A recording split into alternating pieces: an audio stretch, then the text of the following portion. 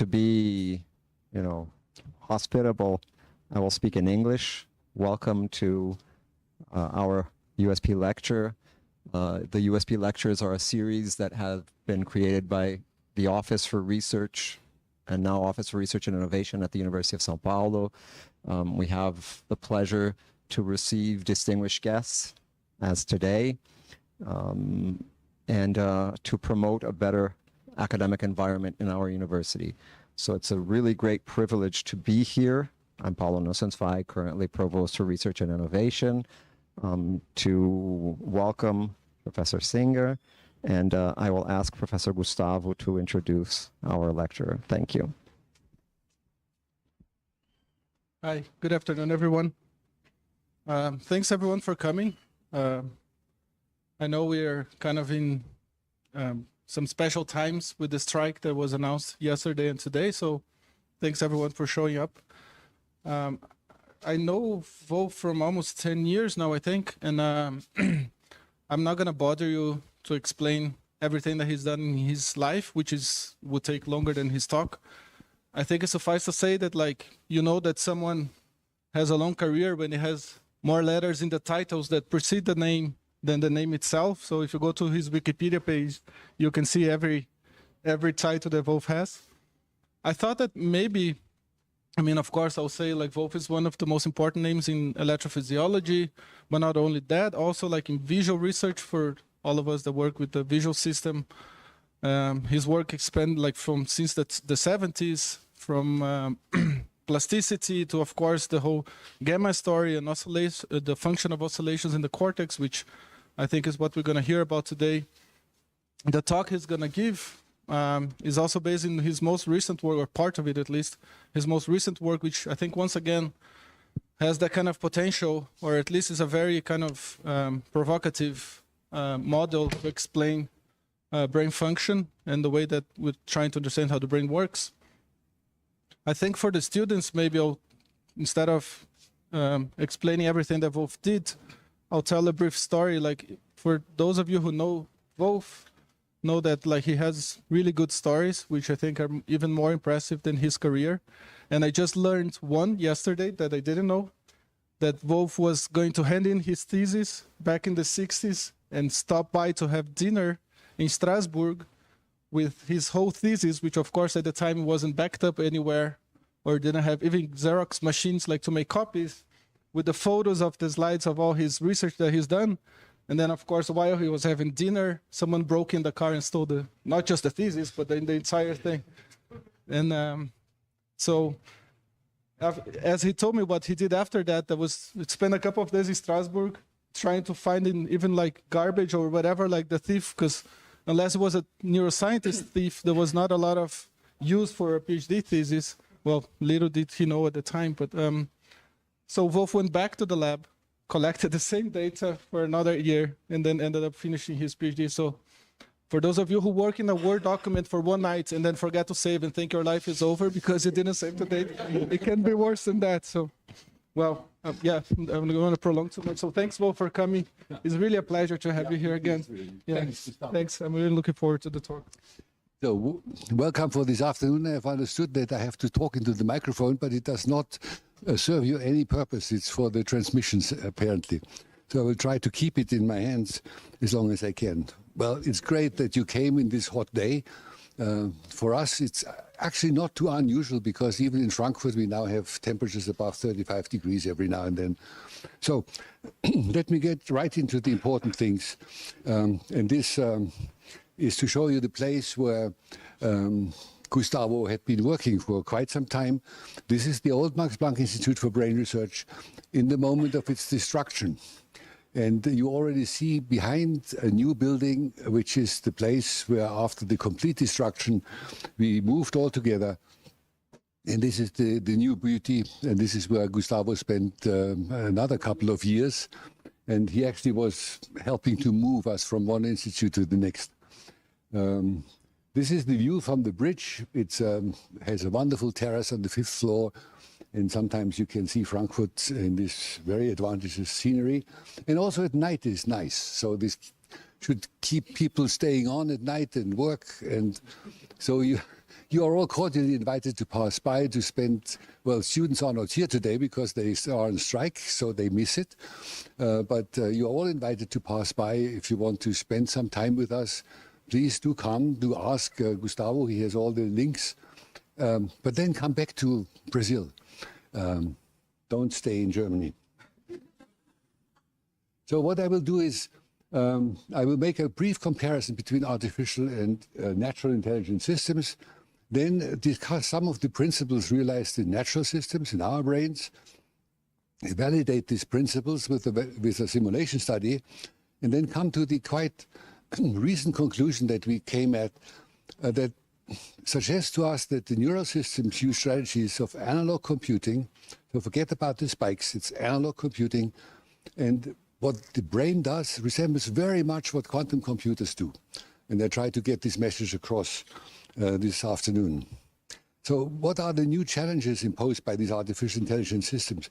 Well, in some respects, they outperform humans in tasks that are considered as requiring conscious reasoning, like playing Go, like playing chess. And then some of the AI systems, particularly the ChatGPT, they pass the Turing tests. If one talks to them, it becomes very difficult to find out whether you talk to a machine or whether you talk to an intentional human being. So that's quite worrying. And so some people, even in our community, say, well, since we are able to reproduce all these higher cognitive functions in artificial systems, we must have understood the brain because they perform like our brains perform. I don't share this view, and you don't probably not share it either. But it raises a number of interesting questions, whether artificial systems will become aware of themselves one day, or whether they develop a theory of mind, or whether they experience qualia, the subjective contents of experiences, and whether they will have morality and someday even concepts about morality. So I won't go into this today. This is not experimentally resolvable. This is philosophy. But I will deal with the first question, have we understood the brain, since we can build it, or build systems that imitate the functions. And if you look at those two systems, the autonomous housefly with the minimum amount of energy consumption that can reproduce and survive in a dangerous world, if you compare it to these number crunchers that have an enormous requirement for energy, and it sort of suggests there must be different strategies in these two systems to solve cognitive problems. And just to remind those of you who are not deeply in this artificial neural network world, the architecture of the systems that run GPT, for example. So the deep neural networks, the DNNs, they are simply a scaling up of the old perceptron that had been introduced in the 1970s of the last century. You have an input,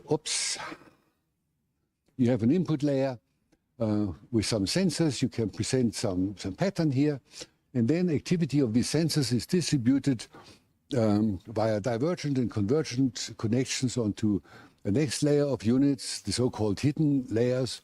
And this is iterated in the latest systems 100 times, 100 layers or more. And all one does is one has at the end a layer of readout units, and one shows a pattern, looks at the readout units, picks the one that gives the strongest response given a particular pattern, and then one starts to tweak the connections one by one in a backpropagating way in order to get a perfect match between a particular input pattern and the activity of a particular readout pattern. That's all that is done. It requires millions and millions of learning steps. It requires millions and millions of examples here in order to make them distinguishable, distinguish an elephant from a giraffe. But finally one ends up in getting this perfect match between an input pattern and an output pattern. It's all what this machine does. And the training of the GPT-4 had an energy consumption that was worth about 300,000 euros. So this is beyond the reach of academia. We can't afford this anymore. So the features of these systems are simple. There's a linear flow of information from input to output. There are no interactions between the nodes of these layers in between. There are no feedback connections whatsoever. So these systems have no dynamics because they are clocked by the computer clock, one step after the other. They cannot exploit time as a coding dimension. Now, strangely enough, our intuition suggests that our brains function in the same way. And this is probably why we have built these machines that way. We also perceive, we think that our sensory signals are processed in a serial way from the receptor surface all the way down to the higher areas in the brain, where finally interpretation is occurring. And we also equate this with the seat of the observer in the brain, with the seat of consciousness perhaps, at least with the intentional self that decides, perceives, and acts.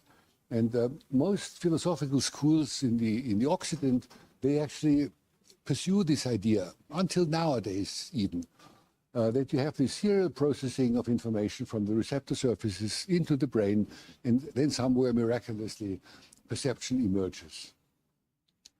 Now, interestingly, this view that we have brought into the world, and according to which we have built machines, is in striking contrast, as you know, to what neurobiology tells us about the organization of the brain. There's this strange dissociation between our intuition about how our brain should work and the way it actually seems to work, at least according to neuroscientists' research. Our view is the brain is a highly distributed, self-active, and self-organizing system. Functions are distributed among numerous interconnected centers, and these centers all operate in parallel and coordinate their functions without requiring any central instance. So no pineal gland of Descartes, it's a self-organizing distributed system. So what are the canonical features of what we have in our brain? It's the network nodes, the neurons, they function like analog computers. You know that the pyramidal cell in the cerebral cortex receives about 1,000 to 5,000 synaptic inputs and distributes its output to another few thousands of neurons, either next by or remote somewhere in the brain. And the computations performed by these neurons are analog computations. They're extremely complex, they are nonlinear, and they are very time sensitive. Neurons are sensitive to the temporal order of inputs, very different from the integrators in computers. Then there are massive reciprocal connections between the nodes. I will give you examples. There are feedback connections between the layers. Actually, there are more connections top-down than bottom-up, about an order of magnitude more. So the brain is an inside-out system. Then there is very tight reciprocal coupling between the larger modules, i.e. the areas of the cerebral cortex, and the brain develops very complex dynamics, and you will see examples that they are actually used for computation. So the brain exploits time as coding space. An example for reciprocity, two columns in the cerebral cortex. The blue lines here are the red bars feed-forward connections from the input layer. This stuff comes from thalamus and from the sensory organs to pyramidal cells in supragranular layers.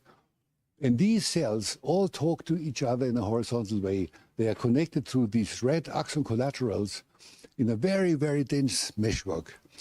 But 80% of the synapses in the cerebral cortex come from projections within. And the environment is coupled into the cortex only very, very sparsely.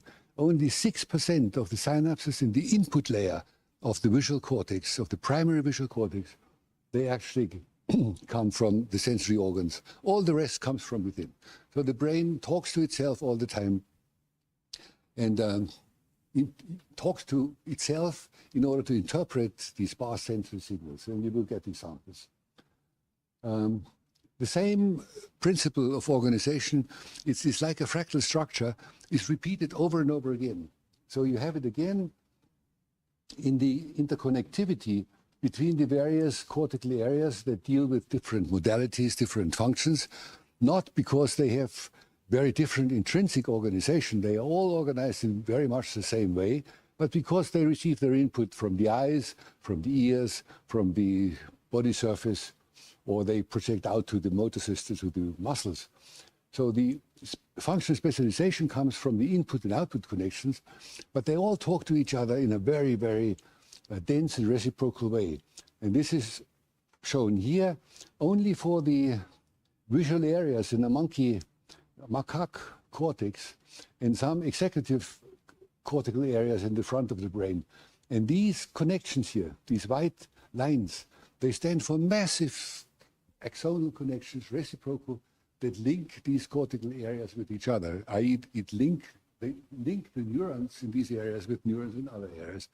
So if you know your way in this, in this scheme of connectivity, you can get from any neuron, wherever you are, to any other neuron, either directly or with one or two switching stations.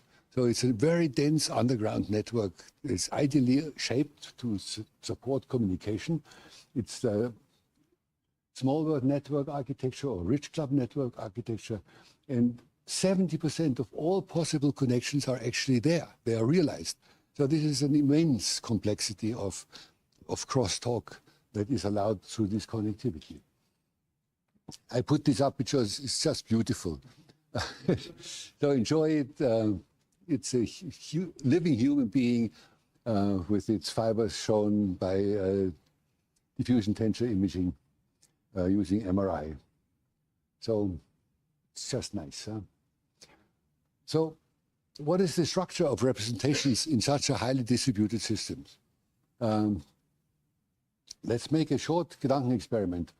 This is a graph of the connectivity scheme of the sensory cortical areas of a cat. It's about the same in our brain, but we have about 10, one order of magnitude more areas to interconnect. So here are the visual areas, auditory areas, tactile areas, and then the cortical areas belonging to the limbic system. Now, their task is to associate to what these areas compute and present as a result some emotional connotations, to assert value to what is perceived. Now imagine that such a system sees a polymodal object, a dog that barks, that you see, that you can touch. In that case, myriads of neurons get activated, namely all those which in the visual system code for some features that are characteristic for the visual aspect of this dog. If you touch the fur, myriads of neurons become active in these areas. And if the dog barks, the same is true for the neurons in the auditory area. So there are millions, if not billions, of neurons simultaneously active in this network, talking to each other all the time. And these systems then find out whether this dog is an aggressive dog or a peaceful dog, whether you should run away or continue stroking it. So where is the representation of the dog in this system? There is no single point. It's a distributed, spatiotemporal, very complex cloud of activity structured by the responses of these many, many, many distributed neurons. Who is reading this? Of course, other cortical areas are reading this, but there's no bottleneck. There's nothing like in an artificial intelligence system, a unit, a readout unit at the top of the processing hierarchy. It's recurrent networks connected to recurrent networks, connected to recurrent networks, until you are out again on the motor system, where the motor cortex is also a very distributed recurrent system, innervating thousands of muscles in order to produce a movement. So it's a bit uncomfortable, this idea, but it's counterintuitive, but that's how it seems to be. Then a very, very important another feature of natural systems is that the nodes of these networks, the nodes have all the propensity to oscillate. If you hit them, if you activate them, they will engage in such a damped harmonic oscillation. And the characteristics are different for different neurons. We have either pacemaker neurons in simple nervous systems that cannot afford much circuitry, or in our more complex systems, we have oscillating microcircuits that are configured as recurrent networks, excitatory inhibitory networks. So when you hit such a neuron, it will oscillate. And that will become of utmost importance a little bit later. Because recurrent oscillator networks, they display extremely complex and interesting dynamics that are not generatable with any other sort of network. You need an oscillator incorporated in it in order to get these dynamics. You will hear more about it. Let me give you an example to make it intuitively plausible what happens here. Think of a pond of water, still undisturbed, and imagine a boy at the border of this pond throwing in stones, big stones here, small stone here, 3, 4, 5, 6 in a row. What will happen? Each impact will create a traveling wave, a spreading oscillation. And after a while, all the waves created by these impacts, they will meet each other and interfere. And one will get a very complex interference pattern, very high dimensional. And the interesting aspect is that one can show practically, which is done in liquid computing or reservoir computing, or theoretically, that it suffices to measure with about 3 or 4 sensors put somewhere here, the amplitude, the wavelength, and the frequency of these oscillations locally.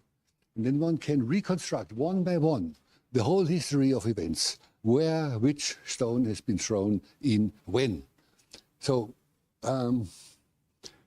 it's a very important computation performed by this pond. What does the pond do? It transforms stimuli into oscillatory responses.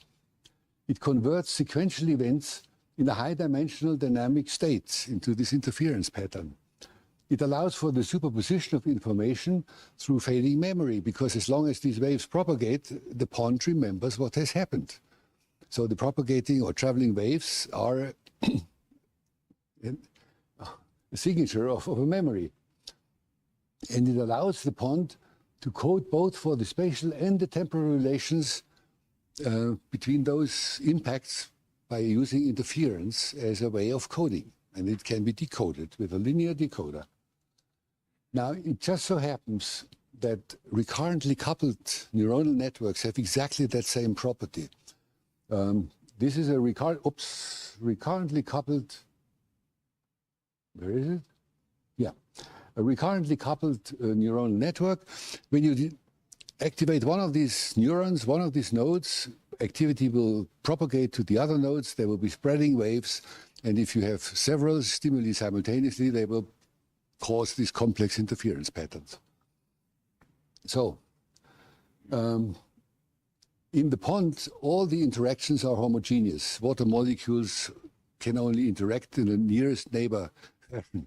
Not so in the brain, because we have connections. And therefore, the interactions between the nodes, unlike in the pond, they are anisotropic. We have nearest neighbor interactions, but we have also long-distance interactions mediated by the axons. And most importantly, the architecture of these axons, the efficiency of these interaction connections, they are modifiable. They are shaped by experience, they are shaped by activity. And you see the rule in a moment, but the gist of it is that the weight distributions of the connections in this recurrent network, after learning, embodies the internal model of the world that these networks need in order to interpret sensory signals. So it's computation in memory. Give you examples in a moment. How is this internal model of the world generated? These recurrent connections, they are susceptible to activity-dependent change of their synaptic gain, and during development, they are even removed if they are not needed. And the simple rule that stabilizes those neurons and makes the connection strong is that neurons fire together if they wire together if they fire together. So if they are active in a correlated fashion, they will strengthen their interactions. This simple Hebbian rule is active at these recurrent connections at all levels, also the feedback connections as we now know.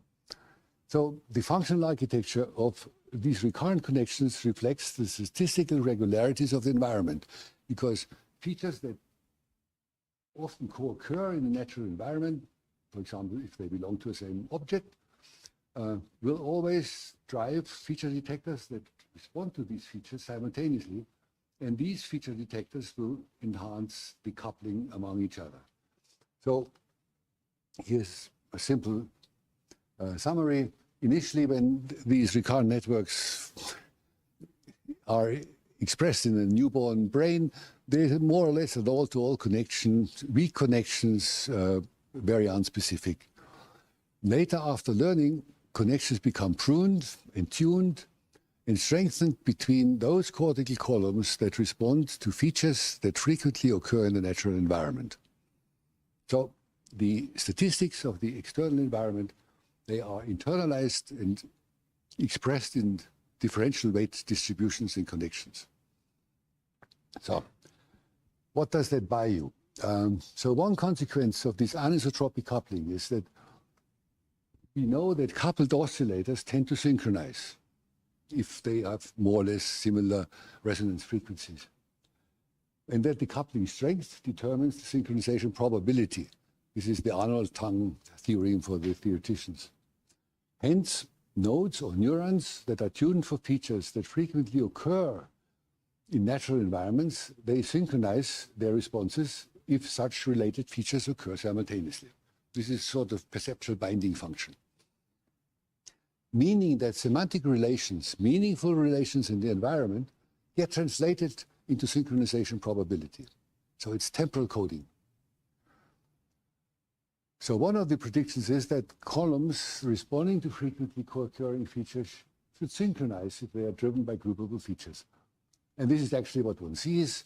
If one has two neurons in the visual cortex, old stuff here, that prefer vertical orientations, if they are co-stimulated by a single object that has these features, namely vertical orientation, they synchronize, as you see in these oscillatory cross-corallograms.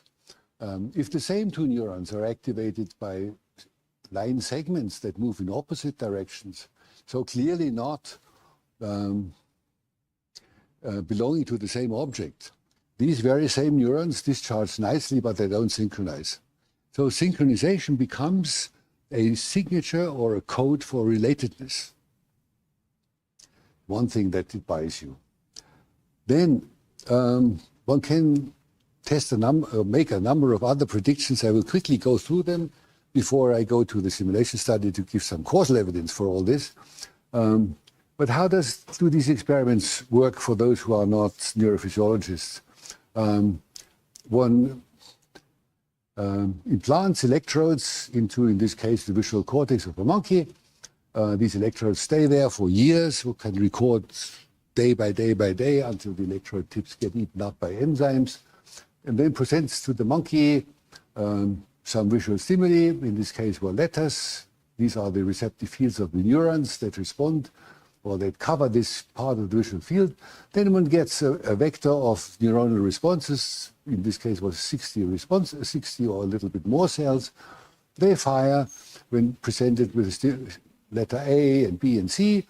And then in order to make life easier for the classifier, one convolves these point processes into a continuous signal and then trains a linear classifier to find out or to associate such an activity vector at a given moment in time with a particular stimulus. So one prediction is that if one has recurrent dynamics, the network should remember beyond the duration of the stimulus what the stimulus was. And it should, like the pond, be able to superimpose the information of two successive stimuli when both stimuli are gone, when just the water continues to vibrate. So one should be able to classify, after the stimuli are gone, what the stimuli were. So here we trained classifier 1 to find out about the first stimulus. Was it an A or an EPSA? Always the same problem. It's only 2 buttons. No, 3. So training a classifier to detect, to classify the stimulus 1. Of course, when stimulus 1 is presented, it can find out whether it's an A or C, the blue line. And then this information is persisting in the free interval when the stimulus is already gone. Then the second stimulus is switched on. Another classifier is trained to find out whether it's B or D. And then you see at that moment in time, both stimuli are gone, but one can still classify with quite high performance, up to 80%, what the first stimulus was and what the second stimulus was. So the network allows the superimposition of information about sequentially shown stimuli, like the pond was able to do that. Another prediction is if the statistical irregularities of natural environments are stored in the weights of these recurrent connections, then natural scenes should induce dynamic states that contain more stimulus-specific information than those induced by non-natural stimuli, because the network can add its a priori knowledge in order to disambiguate the stimulus and create substates that are very highly stimulus-specific. Now that can be easily tested by showing the number of neurons, showing the monkey, natural stimuli, where the statistical regularities of natural scenes are well preserved, or by presenting them with a scrambled stimulus. Same energy, but many of the relations, the natural relations, are destroyed. And then trying again whether one can classify the response, whether the responses contain information on those stimuli. And it turns out that natural stimuli are much more easily decoded, can be classified, than these unnatural stimuli, because the network can add its own information to the sensory evidence. This is not due to any change in firing rate. They are the same for the scrambled and non-scrambled stimuli. And also the reduction of variability that one sees if one stimulates such a network with a whatever stimulus is the same in the two cases. So the, should say this is already published now. This is in PNAS. That population vectors, so the activity of these many distributed neurons, contain more stimulus-specific information when stimuli match the priors.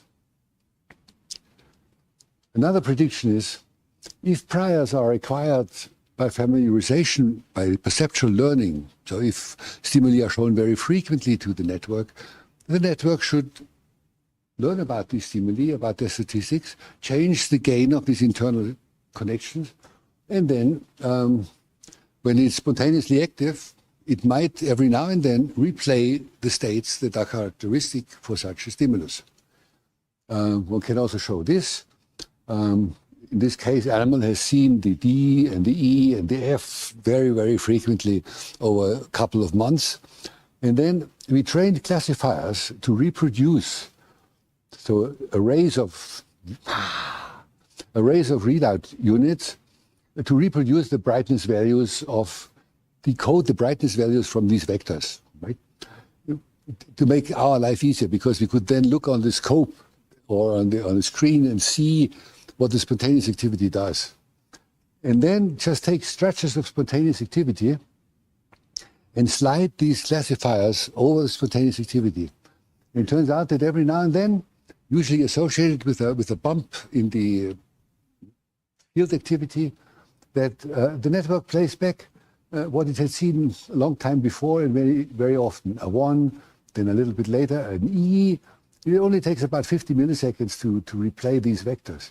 Then it does something which we couldn't interpret, and to check whether our method was safe, we showed the C, and this is what the classifier found out.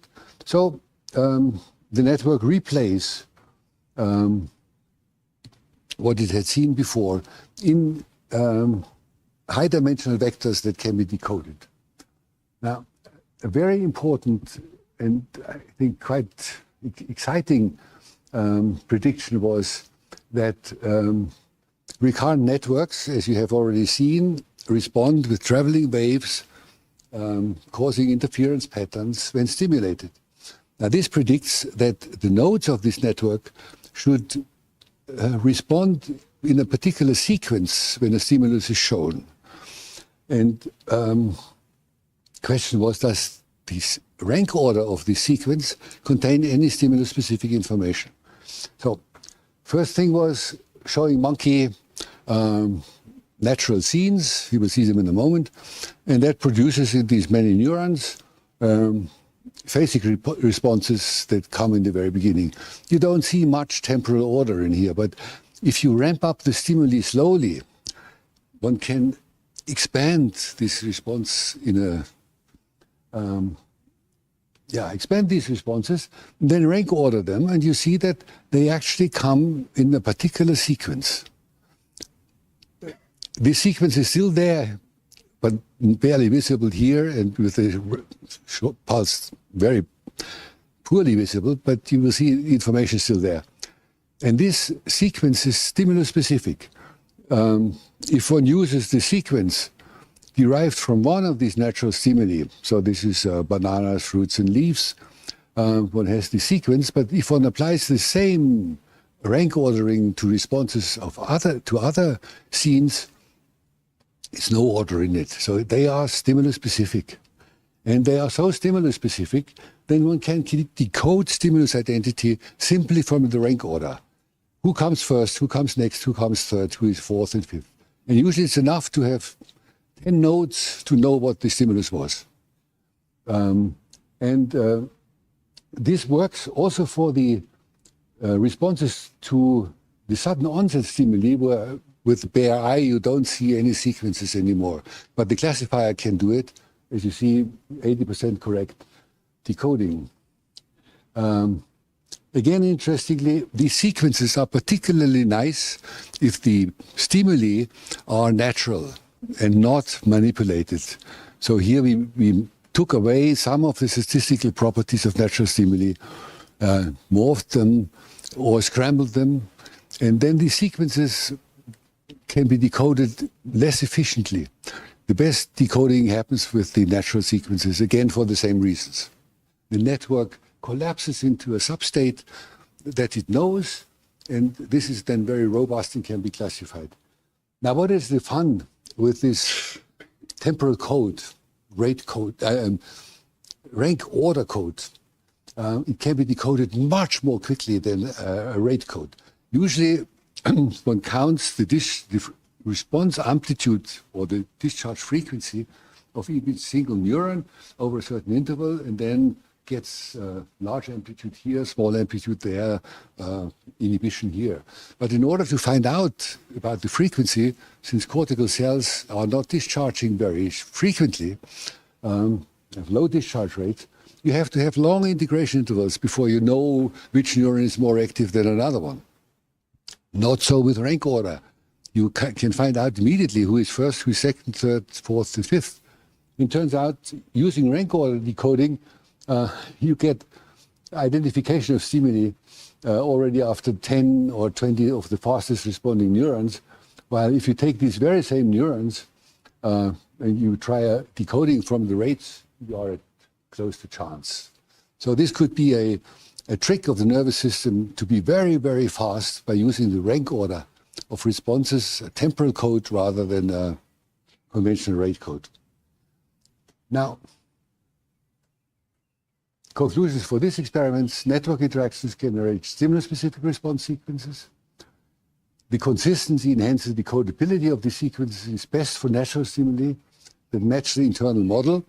It's also something that came out of our simulation studies. And then what I think is most interesting is that information in the sequence order can be read out very, very fast. So we all have the problem that the brain is so fast and the neurons are so slow. And rate codes are a problem to decode because you have to count over many, many, many spikes before you know what the amplitude is, what the frequency is. So this is just a small example, a sample of experiments one can do if one believes in recurrent coding. Because a network that has coupled oscillators permits the exploitation of very many very interesting variables. This is synchrony, is resonance, is interference, is entrainment, is using phase relations to encode information. And the question is, does the brain use all this stuff? And yeah, go to the homepage if you want to see more details of the experiments. I want to bore you with this now, but rather go to a simulation study. Why? Because it is very difficult in complex, highly interconnected systems to isolate a single variable and to knock it out or to amplify it in order to get causal evidence for its functional role. Because if you interfere with one of the variables, it will inevitably change all the others also, and you don't know which one was responsible for the observed effect. And we have suffered from this for years because people were telling us all this oscillatory stuff is just epiphenomenal. You get this because you have a lateral inhibition or whatever, and it's not used for computation. So we decided we wanted to really find out whether it buys you something to introduce these oscillatory phenomena. So the goal was first to provide causal evidence for the functional role of the dynamics. And the strategy was to configure a simple recurrent neuronal network as everybody uses it in artificial intelligence.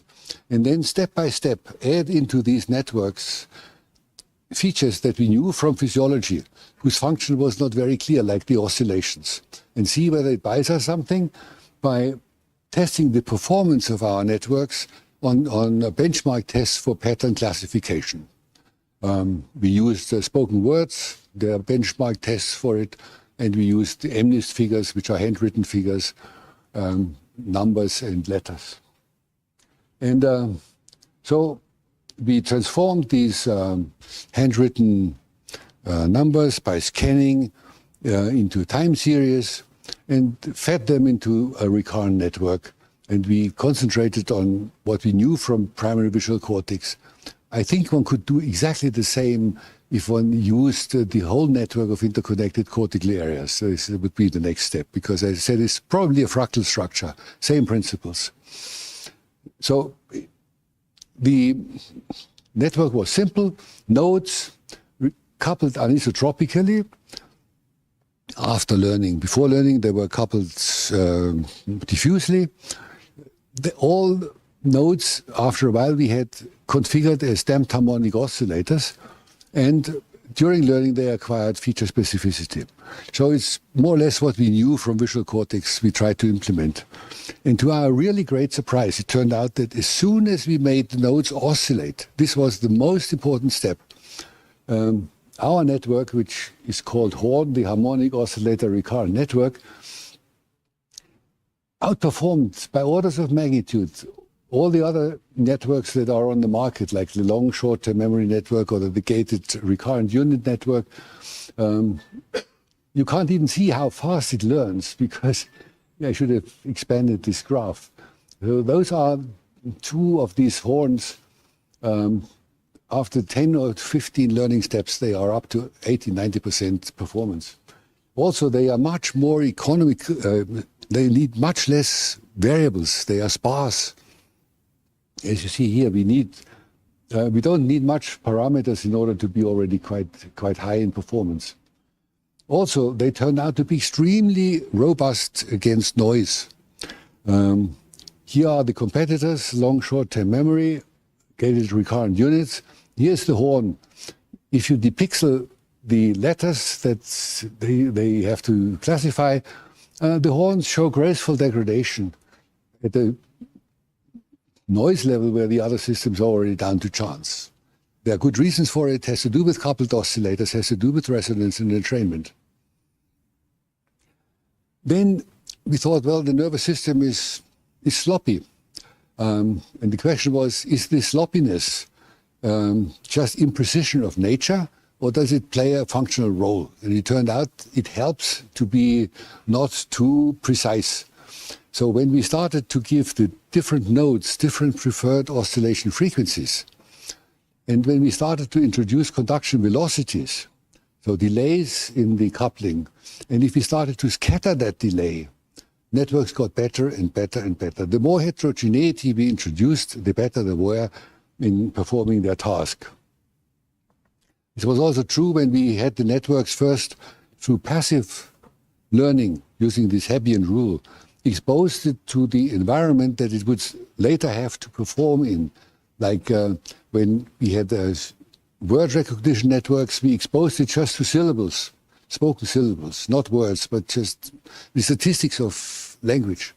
Or with the letter recognizing networks, we showed them oriented bars and curvatures, but we didn't tell them that they had to do letter recognition afterwards. But when they had been pre-structured, as babies are when they live up in our normal world, they could perform above chance right from the beginning and were up to 80% with 2, 3, 4 learning steps. So it was nearly one-shot learning. And extrapolating from the number of nodes we used, we can predict that if we have a large enough network that has been grown up in the world in which it has to perform later on, absorbing the statistics of this world, one-shot learning will be possible with these networks. So here you see the advantage of having a heterogeneity. This is a homogeneous horn network, which is also still much better than the others, in which we had only given all the nodes the same preferred oscillation frequency. Here we scattered the oscillation frequencies, made a non-homogeneous horn, and got better. The conduction delay horn is even better. I haven't shown it here. So what happens in this network when it learns? Initially, it responds with fairly boring synchronous activity among all the nodes. But when it learns, it starts to create these very complex patterns of local coherence separated by patches where there is no correlation, high amplitude and low amplitude, very complex high-dimensional landscapes, reminding a little bit the interference pattern of the pond you have seen in the beginning. What happens if one shows such a network, now not a line-scanned time series converted letter, but a real letter just flashed onto the nodes? This is the stimulus, and then the network starts to engage into its own processing. It's a learned network, a trained network. And then after a while, it produces these very complex patterns of oscillations, which can be classified very, very well, because the dimension of the network is so huge that you can separate these interference patterns very, very well from each other, even with a linear classifier. So this is how the nodes react. Far away from what we put into them. We gave them harmonic oscillations. They are damped harmonic oscillators in the beginning, preferring a particular frequency. But due to network interactions, they start to produce these very complex patterns. One pattern for one of these letters, another letter, another letter. So if you would record from these neurons, as we do in the neurophysiology, you wouldn't know how to interpret this. It's a collective code, very high dimensional. So what is the representation of a cognitive object in this system? Again, as before with this barking dog, it's a very complex high-dimensional landscape in phase space. Because the space is so huge, phase space is close to infinite. Even networks consisting only of 16 or 32 nodes, they can configure a virtually infinite number of separable, linearly classifiable patterns, because they have amplitude, phase, and frequency as variables available. So lessons learned, I've already talked about. If one puts features into them that we have taken from nature, this is nothing we have invented, this is all copied, we end up with systems that outperform everything we know in terms of learning speed, noise tolerance, number of nodes and variables, and also speed of conversion soup as a result. I haven't talked about the dynamics, where this large manifold during spontaneous activity after stimulation collapses into a sub-state or a sub-manifold that occupies the same space, but is a subspace. And that's also very fast. So what have we learned? It's good to have phase space for coding. It's good to have synchrony to be exploited for grouping, and it also boosts us enormously learning, because all these learning rules are coincidence sensitive. They are evaluating synchrony. And here you get it it's built in. Relations are transformed in synchronous patterns, and they are learned by having modifications. And then you have resonance and entrainment, which permits phase and frequency dependent gain control. Also a very important variable to have.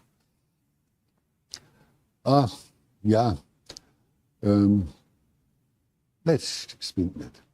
Why is it performing so well?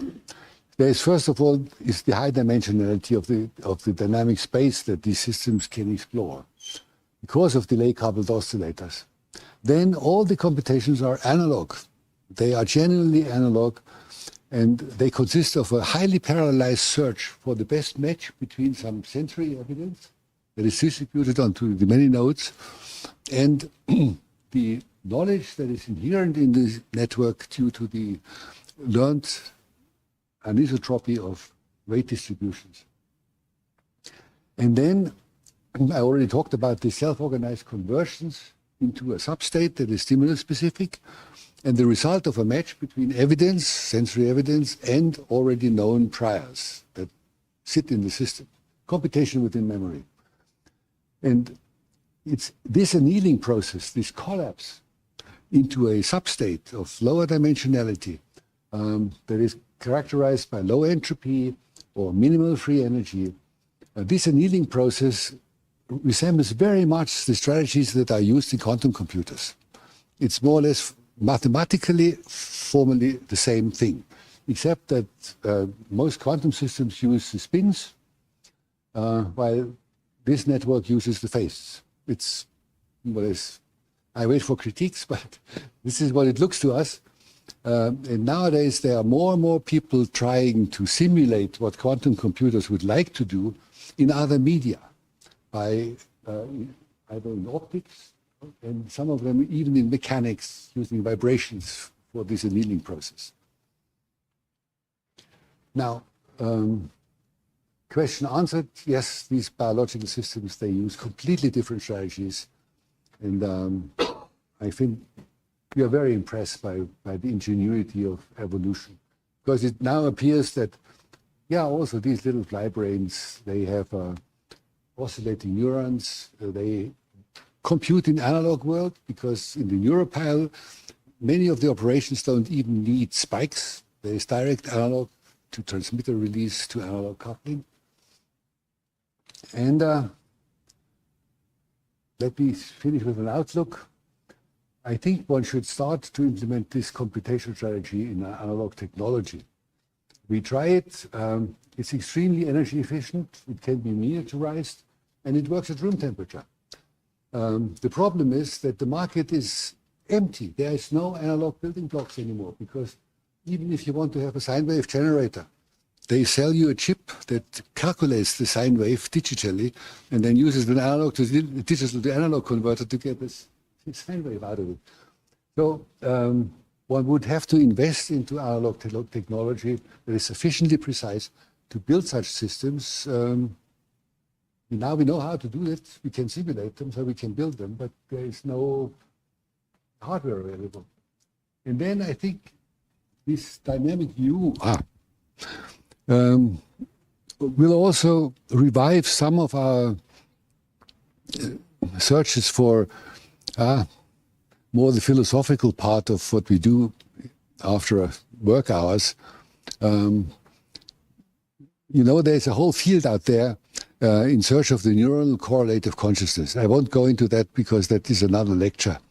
But it turned out to be very, very difficult, following these more Cartesian views, to come at the conclusion of how the brain could produce something like this holistic phenomenon as consciousness, because consciousness defined by everything that appears there is connected to everything that appears there. So all the variables are always somehow related to each other, which we call the holistic nature of consciousness.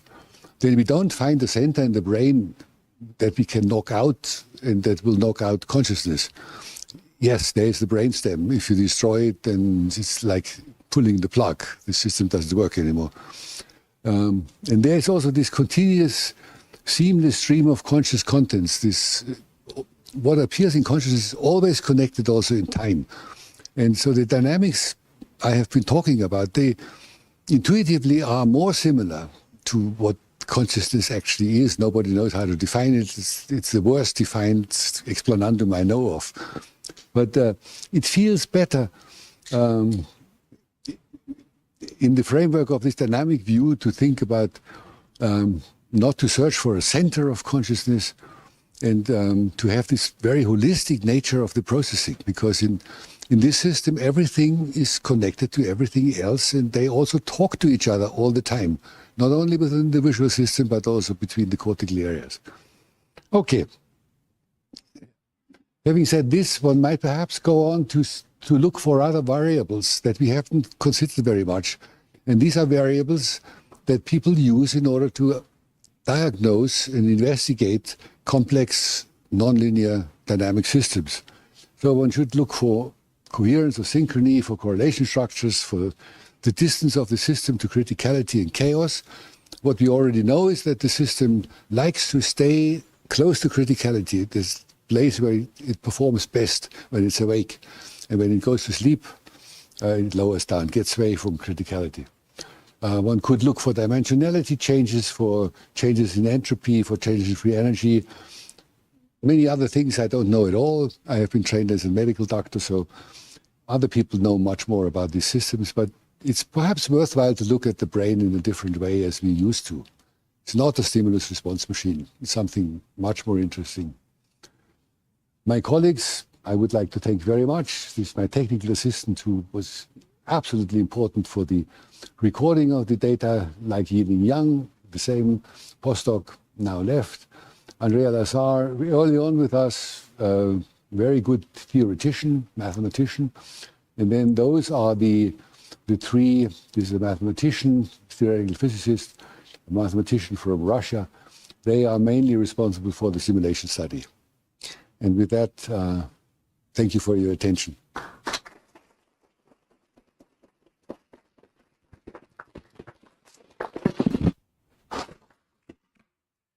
Thanks, Prof. That was a great talk. Very provoking, as I thought. Questions?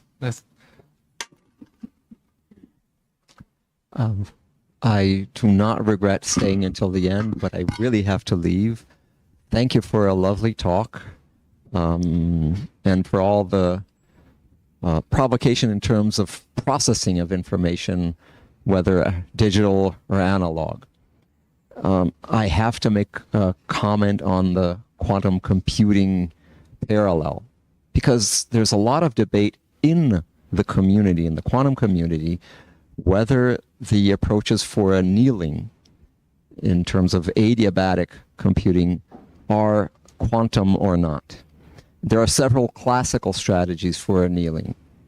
And the fact that quantum has to do with the wave nature of matter does not necessarily imply that whenever you do something which is wave-like, it is strictly quantum. So my point there is, it may be that there's a very interesting insight for certain classical computations based on the ideas of annealing, based on the ideas of using interference effects, but not necessarily strictly restricted to the quantum realm. And what I mean by that is there's an ingredient which makes the difference between quantum and classical, which is entanglement. And it's not clear whether precisely in the processors that are used for quantum annealing, whether there is or not entanglement. Mm-hmm. And I find it very hard to imagine that there would be entanglement in the brain, because it's so messy, it's hot, it's damp, so entanglement is something which is very fragile. But it doesn't mean that it's not worth using nonlinear coupled oscillators as means for processing information more efficiently. So yeah, I highly agree. No entanglement, no wave functions surviving this messy, warm, damp system.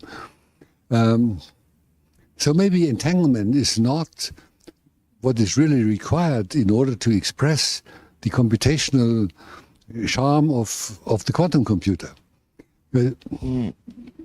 I think the point there is there's a lot of charm in quantum computers, but there's also a lot of hype. Not everything which is charming is really quantum. Yeah. So there's a lot of progress actually in classical computing which has been spurred by advances in quantum computing. So the fact that it's not quantum doesn't mean that it's not charming. Yeah. But I am skeptical whether it is quantum. This is certainly not quantum, but it does something that is very similar to what quantum does. There's analog variables. It has this annealing process where everybody puts its vote into the box. And it's not attractor dynamics. This is also something I forgot to emphasize. It's not an Ising machine. It's something more interesting. But yeah, all I know is that some people who push the development of quantum computers now start to look into coupled oscillator networks as a fallback solution if they fail.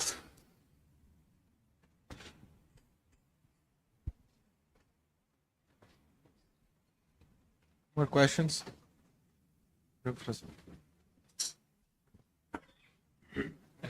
It's a very interesting lecture. Thank you.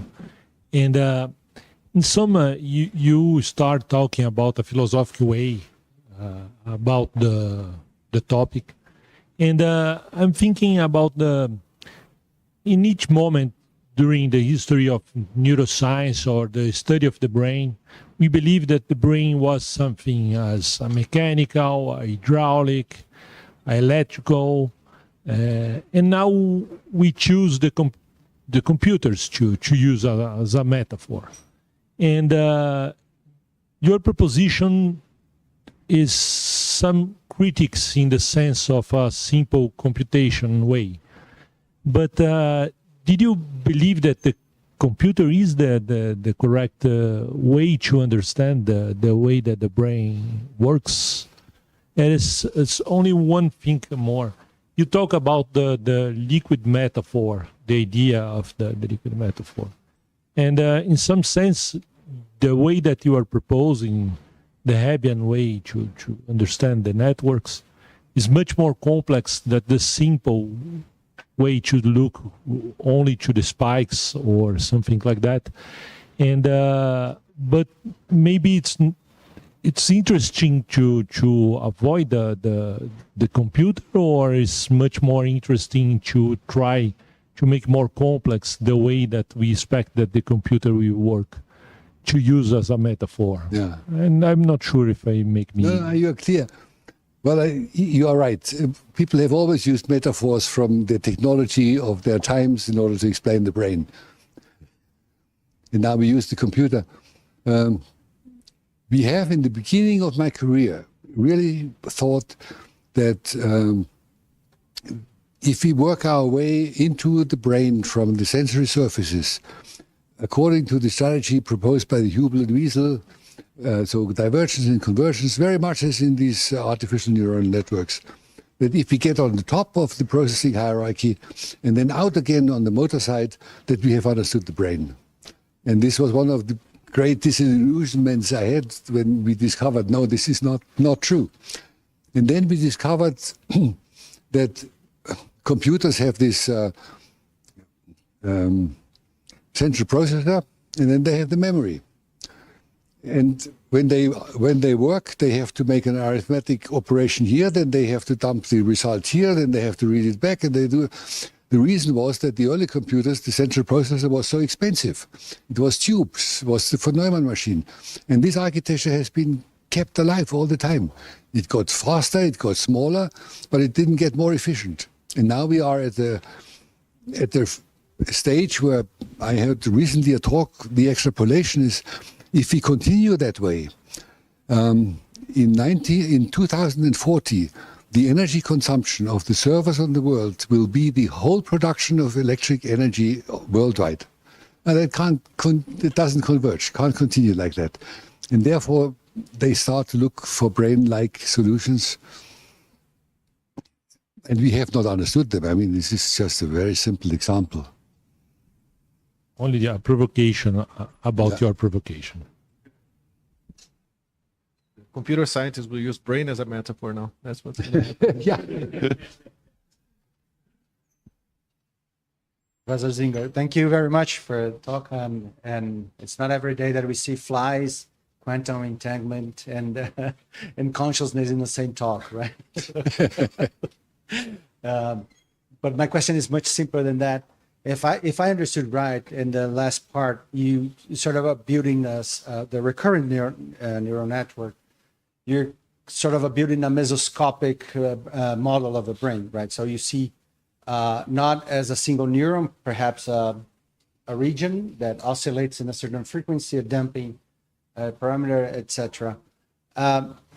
When we record the neurons, we see oscillations when we record extracellular activity, right? And this, I suppose that simulations you're doing is modeling this extracellular activity that we see.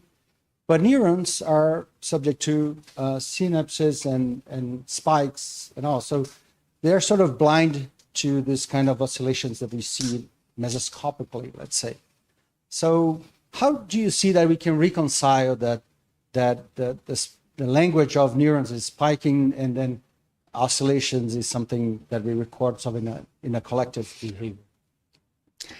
Well, they use the spikes, of course, in order to get a message from A to B without decrement. Small nervous systems don't spike because they can do it electrotonically, so they can do everything analog. So larger ones have to do it. Spikes also have an additional advantage because of the thresholding. There's a reset of noise every now and then that helps. But the computations done in such a neuron, they are strictly analog. The integration of the EPSPs in the dendrite, they are very complicated functions. Some people say they're just linear, but it's not true. They are more complex than that. And then whatever the result of this analog computation is conveyed by discharge frequency. They can't speak another language, unfortunately. If they could, they would. I would think they would do it in a great way. But it's immediately converted in the receiver into a continuous fluctuation of membrane potential. And when their output is oscillatory, the next neuron will see this. So actually we made this exercise. We started with simulating it with partial differential equations for each node. But then we said the community will not like this because of your argument. And then we said, oh, let's see what happens if we start with spiking neurons. It's a continuous in the simulation. It doesn't really matter. You can make them spike. If you stay with a leaky integrator that is not oscillating, you end up with a normal recurrent network that does attractor dynamics. But as soon as you tweak these leaky integrator neurons so that they become oscillatory by changing the pacemaker currents a little bit, then you get again these phenomena. Without the propensity to oscillate, you don't get resonance, and if you don't get resonance, you lose most of the charm of the system.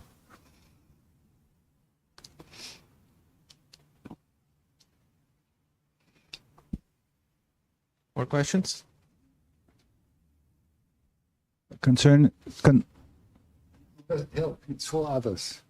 Concerning this point, have you thought about like electromagnetic waves that are generated by the spikes, the secondary potentials? Does that play any role in your model? Yeah, we thought a lot about it because it's known that this apoptic transmission of activity without synapses, just electrical fields, plays a role in the propagation of epileptic seizures. If there is enough synchrony locally, you get currents that are strong enough to depolarize neighboring neurons above threshold. But So as far as I know, this only happens with these very pathological, highly synchronous volleys that you get with epilepsy. There are calculations whether these extracellular field potentials that are generated by synchronous firing of a couple of pyramidal cells are able to influence the others. Yes, they are. They produce a threshold change, but it's only nearest neighbor interactions. It drops off exponentially. But it could play a role, yeah, in the local synchronization for sure.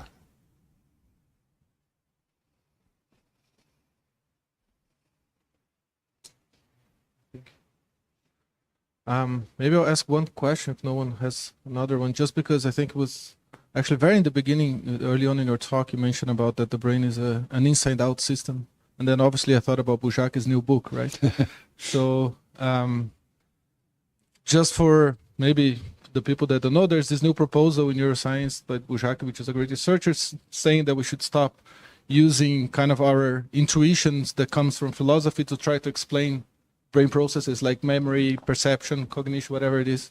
And he says we need to look in the brain without knowing any of these and then try to translate that into language, I suppose, or systems that we know. So I just wanted to hear a little bit your take on this proposal. What do you think of this idea? Is it taking us anywhere? Is it helping us understand the brain at all, or is it the wrong way to go? But I think what the paradigm shift was when we stopped seeing the brain as a stimulus response machine, when we got rid of the behaviorist stance and then got inclined more to believe in self-organization, in the brain having the initiative about the rest, active sensing, looking for answers to hypotheses formulated in the brain.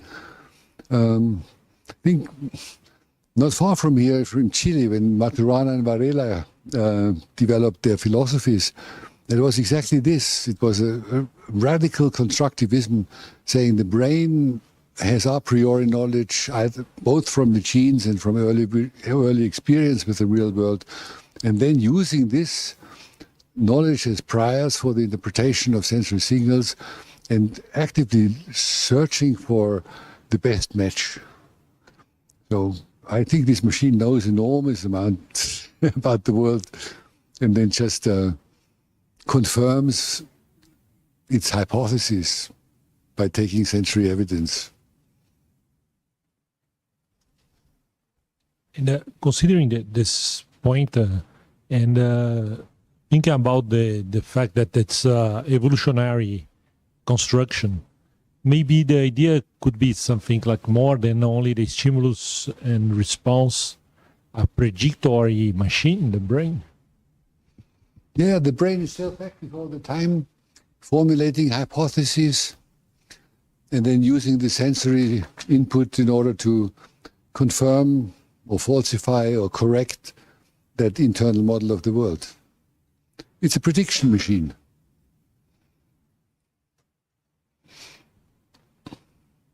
Yep. Thanks again, Wolf. Thanks for coming, and thanks everyone.